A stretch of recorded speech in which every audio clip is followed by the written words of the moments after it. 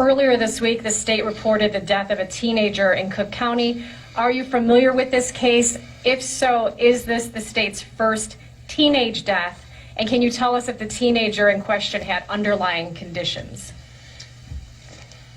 Okay, we're going to get a definition now of how you can determine whether or not someone died with COVID. Very simple. I don't have that information at my disposal at this time. I know we have had people of all age groups die. I just want to be clear in terms of the definition of people dying. Okay, here comes the definition of death by COVID.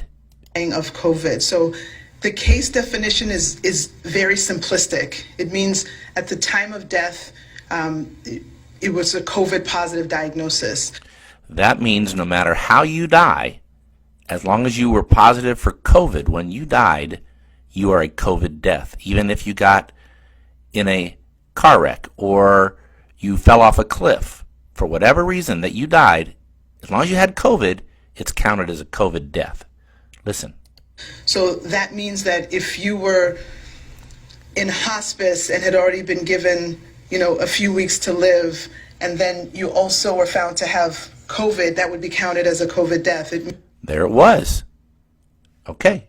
She's going to make it more simple for us. Means that if technically, even if you died of a clear alternate cause, but you had COVID at the same time, it's still listed as a COVID death. So technically, even if you died of an alternate cause, if you had COVID when you died, it's called a COVID death.